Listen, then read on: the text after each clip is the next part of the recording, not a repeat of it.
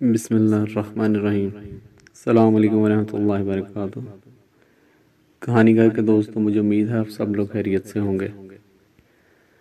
آج ایک اور نئے سبق کا موضوع واقعے کے ساتھ آپ کی خدمت میں حاضر ہوں۔ یہ واقعہ ابو نصر السیاد نامی ایک شخص کا ہے جو اپنی بیوی اور ایک بچے کے ساتھ غربت و افلاس کی زندگی بسر کر رہا تھا۔ ایک دن وہ اپنی بیوی اور بچے کو بھوک سے نڈار اور بلکتا روتا گھر میں چھوڑ کر خود غموں سے چور کہیں جا رہا تھا کہ راہ چلتے اس کا سامنا ایک عالم دین احمد بن مسکین سے ہوا، جسے دیکھتے ہی ابو نصر نے کہا، اے شیخ، میں دکھوں کا مارا ہوں اور غموں سے تھک گیا ہوں۔ شیخ نے کہا، میرے پیچھے چلے آؤ، ہم دونوں سمندر پر چلتے ہیں۔ سمندر پر پہنچ کر شیخ صاحب نے اسے 2 رکعت نفل نماز پڑھنے کو کہا۔ نماز پڑھ چکا تو اسے ایک جال دیتے ہوئے کہا، اسے بسم اللہ پڑھ کر سمندر میں پھینکو۔ جال میں پہلی بار ہی ایک بڑی ساری عظیم الشان مچھلی پھنس کر باہر آ گئی۔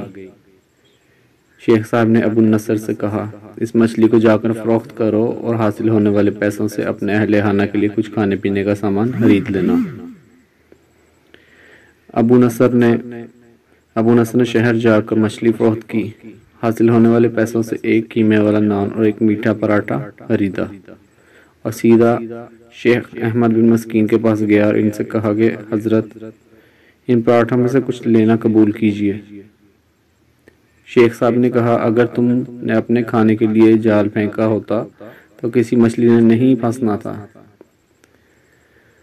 میں نے تمہارے ساتھ نیکی گویا اپنی بھلائی کے لیے کی تھی تاکہ کسی اجرت کے لیے تم سے یہ پراٹھے لے کر جاؤں اور اپنے اہل خانہ کو کھلاؤں۔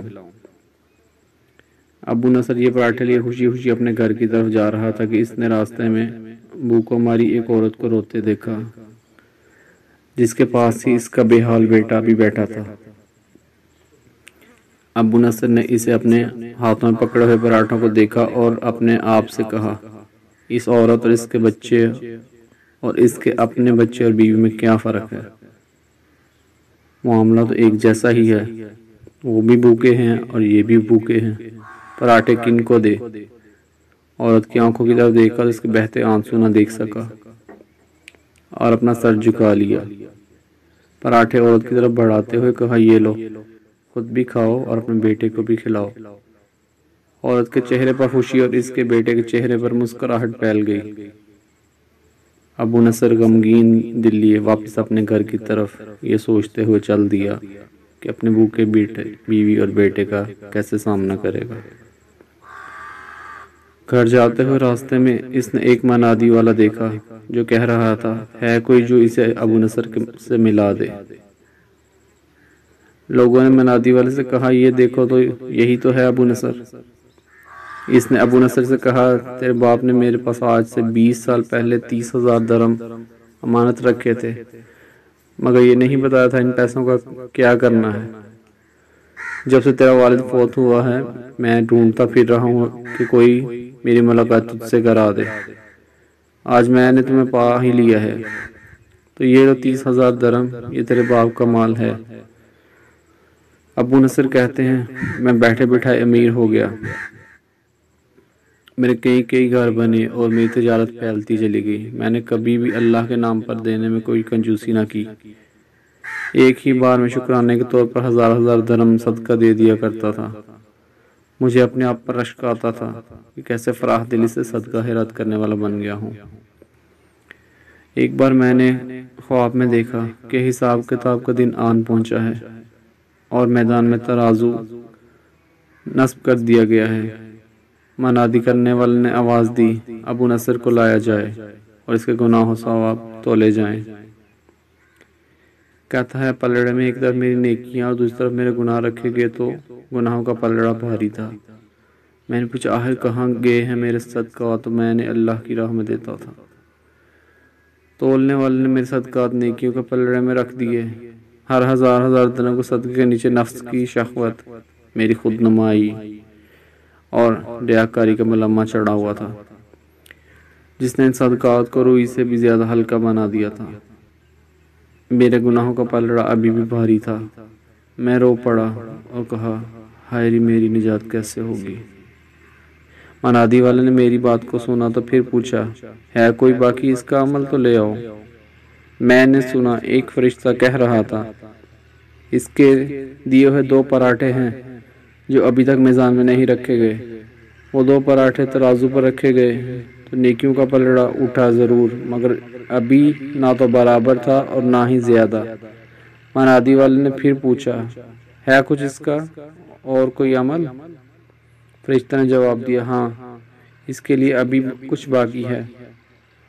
منادی والے نے پوچھا، وہ کیا ہے؟ اس عورت کے آنسو جسے اس نے اپنے 2 پراٹھے دیے تھے۔ عورت کے آنسو نیکیوں کے پلڑے میں ڈالے گئے، جن کے پہاڑ جیسے وزن ترازو کے نیکیوں والے پلڑے کو گناہوں کے پلڑے کے برابر لا کھڑا کیا۔ ابو نصر کہتے ہیں، میرا دل خوش ہوا کہ اب نجات ہو جائے گی۔ منادی نے پوچھا، ہے کوئی کچھ اور باقی عمل؟ فرشتے نے کہا، ہاں، ابھی اس بچے کی مسکراہٹ کو پلڑے میں رکھنا باقی ہے جو پراٹھے لیتے ہوئے اس کے چہرے پہ آئی تھی۔